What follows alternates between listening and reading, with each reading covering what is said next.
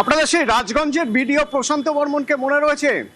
স্বপন কামিল্লাকে খুনের অভিযোগ, যার বিরুদ্ধে যাকে পুলিশ খুঁজে বেড়াচ্ছিল, সেই অপসারিত ভিডিও প্রশান্ত বর্মন গ্রেপ্তার। প্রশান্ত বর্মন গ্রেপ্তার গতকাল রাতের একটি ঘটনার প্রেক্ষিতে। গতকাল রাতে কি হয়েছিল?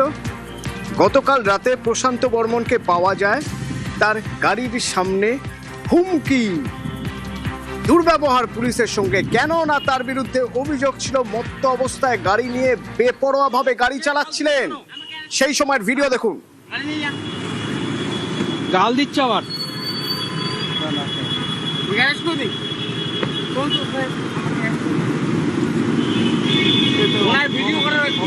হ্যাঁ আছে। রোডক লোকেশন বোঝার চেষ্টা করব। গতকাল কখনকার ঘটনা, কোথাকার ঘটনা, শুরুটা কিভাবে হয়েছিল? দেখো, গতকাল রাত 10:30 নাগাদ ইকোপার্ক থানার অন্তর্গত সাঁচি মোড়, সেখানেই এই প্রশান্ত বর্মন তিনি বেপরোয়া গতিতে গাড়ি নিয়ে আসে এবং এসে একজন সোজা পথচারীকে ধাক্কা মারে। পথচারীকে ধাক্কা মেরে তিনি সেই গাড়ি নিয়ে পালিয়ে যাওয়ার চেষ্টা করে, এমনটাই অভিযোগ। একজন যুবক গিয়ে তার স্কুটিতে প্রশান্ত বর্মনের গাড়ি আটকায় এবং তারপরই দেখা যায় প্রশান্ত বর্মনের দুর্ব্যবহার। পুলিশ ঘটনাস্থলে আসলে তুমি দেখতে পাচ্ছ যে ভিডিওগুলো ভাইরাল হয়েছে। পুলিশের সঙ্গে দুর্ব্যবহার করা হয় এবং কার্যত যে যুবক তাকে আটকে ছিল সেই যুবককে হুমকি পর্যন্ত দেওয়া হয়। এবং অভিযোগ এটাই যে তিনি মদ্যপ অবস্থায় দ্রুত গতিতে গাড়ি চালাচ্ছিলেন এবং ধাক্কা মারার পরে তিনি পালিয়ে যাচ্ছিলেন। এই কারণেই তাকে ইতিমধ্যে আটক করা হয়েছিল এবং আজ সকালে থেকে গ্রেফতার করা হয়। এবং পুলিশ সূত্রে জানা যাচ্ছে যে তিনি ইনটক্সিকেটেড অবস্থায় ছিল। এবং তুমি যে ঘটনাটা বলছিলে যে পূর্ববর্তী তার বিরুদ্ধে যে মামলা ছিল স্বপন কামিল্লা খুনে, কার্যত তিনি যে প্রভাব খাটিয়েছিলেন সেটাও কিন্তু স্পষ্ট ছিল। এবং তোমায় জানিয়ে রাখি, গতকাল রাত থেকে আর সকাল পর্যন্ত তিনি যখন পুলিশের থানাতে ছিলেন সেখানেও কিন্তু তিনি প্রভাব খাটানোর চেষ্টা করেছিলেন। এবং হ্যাঁ, নিশ্চয়ই। এবং সে ভিডিও আছে আমাদের কাছে সেই ভিডিও আছে। তার সেই অদ্ভুত এক হম্বিতম্বি, তিনি অনেক কিছু করে নিতে পারেন। সেই হম্বিতম্বি যখন তাকে টেস্ট করা হচ্ছিল গতকাল, যে ব্রেথ অ্যানালিসিস টেস্টের সময় পুলিশকেই ধাক্কা মেরে দিলেন।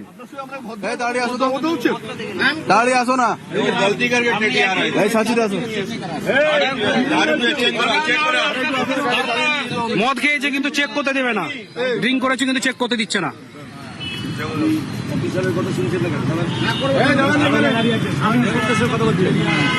আপনি আমাকে ধাক্কা দিচ্ছেন, আপনি যেটা বলছেন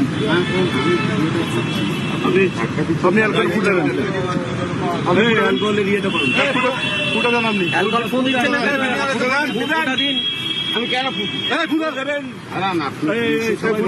ফু দেবেন না বলছি, ফু দেবেন না কেন?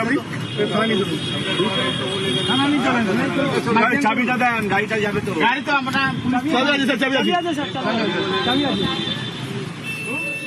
বেশ কিছুক্ষণ ধরে চলে এই হাই ভোল্টেজ ড্রামা। তারপর তাকে আটক করা হয় এবং তাকে আটক করার পর রাতেই থানার বাইরে বিক্ষোভ দেখায় বিজেপি।